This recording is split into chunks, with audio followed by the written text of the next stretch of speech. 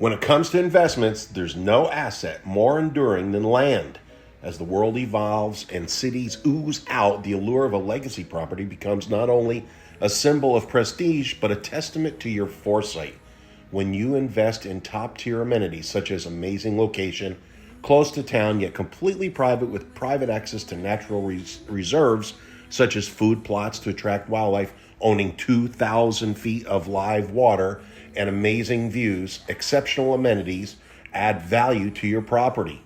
Come along with me today and we'll take a look at this property, 34 acres, creek barn, magnificent location, Boyle County in the 500s for the buyer who really cares about building a legacy. Look at this light, will you? I get up at the butt crack of dawn, like 6 o'clock, to get the amazing light, and here we are. You know, I'm always telling you about like the top 5 addresses in the county. Well, this is like the new up and coming. You've seen that on Facebook. If you know, you know. That stuff, right? What is it? F-Y-I-F, whatever. I-Y-F-Y-F or whatever. Or whatever. It's early. Come on, give me a break. It's my allergies. I love that when people always say that. It's my allergies. I'm like, okay, cool. Gotcha. I've been there. But if you know, you know. This is the new address. I'm not going to tell you where it is because people want privacy. But it's right here in Boyle County. It's not far out of town. And we're going to go see an amazing piece of property, about 35 acres, 34 acres. It's on the creek. And if you remember Wake Robin, it's right across from Wake Robin. And if you remember the little hired man's house from Wake Robin, oh, wait till you see it now. I'm going to put their information here and their Instagram so you can follow this journey. They are restoring that house and making it glorious, like livable. Like you and I would be like, oh my gosh, I want to Airbnb that, or I want to live there, or whatever. 2 really cool people from California. I don't know that I'd ever say that. Just said, that's it, we're done, we're out. And they came, moved here, and are doing that project. This is their Instagram. Follow them. Super folks. They've been over to our house. Love them. And this is what we got for light. We're supposed to have streaming long shadows. Come on, guys, help me out here. It's pretty, but it's pretty foggy, which is fine. But it's not what I was hoping for. We'll make something beautiful out of it, I promise. It's been hotter than a big dog. I mean, that's hot. We had some really pretty houses here. If you can see that one or not. It's a buddy of ours. Everybody's going to work this morning. Got to make the donuts. Time to make the donuts. This road will take you all the way over from, well, take you from I-75 to I-65. And kind of in the middle is where we are, Boyle County. So appreciative of these people listing with us, listing with our company. If you don't list with our company, you're simply leaving too much money on the table, or it's taking you too long to sell it, which is the same thing. You're burning about 1% of your property every month with mortgages and taxes and all that kind of stuff. So they list with other people and then they just sit there because these other agents, they just list and just totally forget about it. It's like the MLS book, we used to call it the Bible. You get the listing and you put the listing in the MLS book and you just pray that something miraculous happens. You got to get after it. You got to do videos. You got to get this thing out to people so they can see how beautiful it is. Sometimes it's people you go to church with, you know, you don't want to list with somebody else. I get it. That is the dry fork right there. And you can see it's dry. It's got little pools. Like if you have animals, no problem. You never have to water your animals. It would be a really rare occurrence where you'd have to water your animals because there's always pools, little puddles in there, and there's hundreds of gallons in each one of those. So if you remember, that hired man's house from Wake Robin is right here. I'm telling you, you won't believe it. Here's some pictures. Knock your socks off. There's a couple really nice homes being built here. Really pretty. It's that up and coming. And it's just not like a trendy up and coming. It's been up and coming for last 10 years or so, but you know, there's not a lot of building around here. So it's like somebody builds a real nice house and somebody builds another real nice house. And then there you go. That sounds like, yeah, no duh, but you get the feel. When you get out here, you get the feel. You're like, ooh, people are taking note of this area. People are taking notice. People are taking note of this area. I don't know which is proper. So you're at the end of this dead end road, and you know, it's where they're building a big house up in there now. Gee whiz. It's hard to talk and video and drive, and of course I'm on Facebook and Twitter right now as well. So I'm typing that with my other hand, steering with my knee. Wait to see how many comments I get on that. Another beautiful place there. So this is it. That is the end of the road, as they say. I'm gonna come over here, got this little bridge. It's actually held up with railroad rails. It's a big old mama jama. So you shouldn't have any problem getting concrete trucks in here. And if you do, you know, 40,000 bucks and you can get a new bridge dropped in too. They have the state, what do they call it? You know, where the engineers approve it. The state engineers will approve it, and they tell you what to get. And it's like a precast number, and you just call the place and you say, hey, can you have one delivered? And you have an excavator, and he just digs it out. They deliver it, drop it in. He backfills it, and you're pretty much done. I mean, there's a little bit more to it than that, but not a whole lot more to it. I'm gonna park here, and I'm gonna fly this. It's this soybean field. Let's look, because the light doesn't matter. I'm not on like a rush here. I'm gonna throw this thing outside. Whoops, the other way. There we go. All right, we're just gonna drive down around the field. He's got it so beautiful, but of course, the real beauty is the creek. When it's running, you know, we get a good rain, and it's running, and it's in there, I don't know, 40, 50 feet, and your property's gonna go to the center of that creek. And you pretty much always try to do that. Let's say you got 30 acres here, and that guy over there's got 30 acres. It's good, easy math. You go about halfway down, you go about halfway down on this side, and then you cut over and you get halfway down on this side. That way you get half of the creek, like all of the creek for halfway, and then he gets all the creek for halfway. Or you just go right down the center, and it just depends on what's normal for the area, what your surveyor wants, what you want to do, and what your surveyor recommends. I thought all surveyors were engineers, and that's not the fact. In Kentucky, you don't have to be an engineer to be a surveyor. You can just be a surveyor, or you can just be an engineer. I just thought that was interesting. I just automatically assumed that every surveyor was a civil engineer. That's not true. See that tree? That's walnuts. Woo, little slippery that grass is. Posi rear, love it. We used to call it posi rear. Now they call it limited slip differential. Now nobody knows what it means. By the way, when you move here, you have to have four-wheel drive. You have to, don't even talk about it. All-wheel drive, four-wheel drive. And when you get your four-wheel drive, you have to make sure that it's limited slip, because did you know that only one wheel in the front will turn and one wheel in the back will turn, usually the opposite one? So you don't really have four-wheel drive. You have one wheel in the back and one wheel in the front. But if you have the one with the computer, obviously it sends power to the, you know, like 4MATIC in a Mercedes. Or you have limited slip rear end. Now you got two locked in and pushing and one pulling in the front. Awesome. Now you really got stuff going on. There's the creek right there. It's kind of dry. Well, it's the dry creek. Anyway, this is it. It just keeps on going.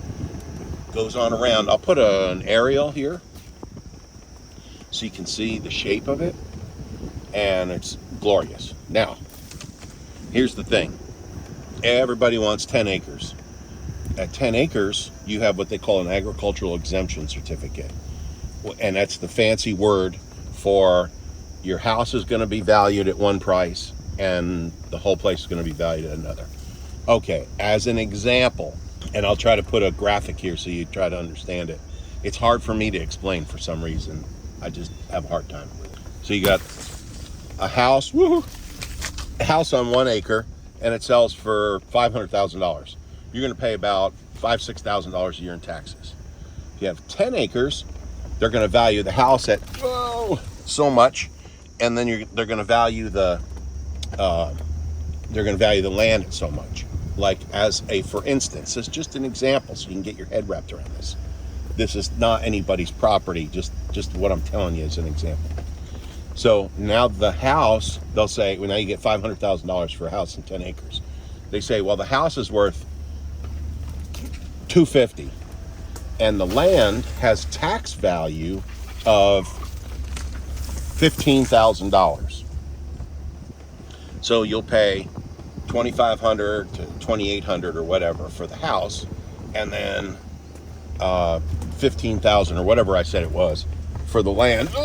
So you might pay $150 or $200 there. So now you're up to, what is that? $2,500 and $200 or whatever, right? So was it less than $3,000? So you're not paying $6,000, you're paying less than $3,000. So you definitely want the agricultural exemption so you can continue to rent to them until you're ready to build here or whatever. Or you can continue to rent to them even if you build. You only need an acre around the house, right? But that's why you want that 10 acres. Therefore, this 34 acres, more or less, and we always say more or less because, I'm like, it's 34-ish acres, whatever. And well, then it turns out to be 33.75. Well, what the hell is a quarter of an acre? And I've talked to people and they're like, in California, a quarter of an acre is a big lot. I'm like, oh, wow, okay. I had no idea. So that's why we say more or less. This 34 acres could easily be split up into, 3 tracts. Why do you want that? Most people who are calling today, of course, want at least 10 acres, but they also want the most amount of privacy. And that's what's key to this property. You're going to have massive privacy. 34 acres at the end of a dead-end road with a creek and a view. And we're going to get out here and I'm going to go back up. There's some sunrise coming.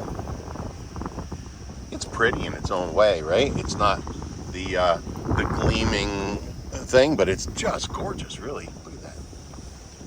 Tomorrow it'll be clear as a bell, and then next week you'll have another fog thing like this, and it's pretty up there above the clouds. I always tell the boys, the sun's always shining above the clouds. Always remember that. You remember that too. It's like a park. This whole thing could look like that. This whole property could look like that. If you wanted to ride on your zero turn. Hey, I got buddies, they put their headset on and they just go. I'm like, well, that's good. I love to do it one time. And then I let Landon do it. He loves it. He puts his earbuds in, gets on that diesel and just lets it rip. Our mower is absolutely fantastic. Of course, it's a Kubota. It mows at Mach 10. Yes, that's fast. I'll tell you, these soybeans, look how tall they are. They are absolutely over the hood of my truck. And if you want to see what they look like, well, they look like that. Nice beans. They're coming up. They turn a beautiful tan color, straw color when they're ready. Now, these are not ready, clearly, right? Oh. They're just babies, but they're going to put out a lot of soybeans. It's a whole science, man. If you want to do it, go for it. Not my cup of tea. You got to have a lot of equipment. You got to know what the price or the futures are. Well, the futures are going to be soybeans are up next year. So, all right, good. We're going to grow soybeans again next year. But if soybeans are down next year in the futures, well, then that's a problem. So you got to plant corn. And if you can plant soybeans, you can plant corn. Or basically, you can plant anything. You can have watermelons out here, organic tomatoes. Knock yourself out, whatever you want. Now, this, the way the property line comes and all that stuff, it's all owned by one owner. They're just kind of, what do I say, not consolidating, just getting rid of stuff they don't use type of thing. So you can talk to Ken, and Ken's going to be able to help you negotiate. Say, hey, Ken, I don't really want that barn. Can you carve that out? Or, Ken, I want that barn. And then you can include that. So, but he'll be able to tell you all that stuff.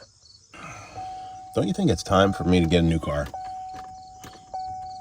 There's nothing wrong with this one. It's my dream car. I don't know if you can see that in there, but 240,000 miles. Good Lord. That's the way I feel some mornings. I wake up, I'm like, oh my God. I feel like 240. All right, we're going to go up in the air. This is Boyle County. Fantastic schools, close to everything. A lot of people shop or commute to Lexington or Louisville. But heck, we got so much now in Danville.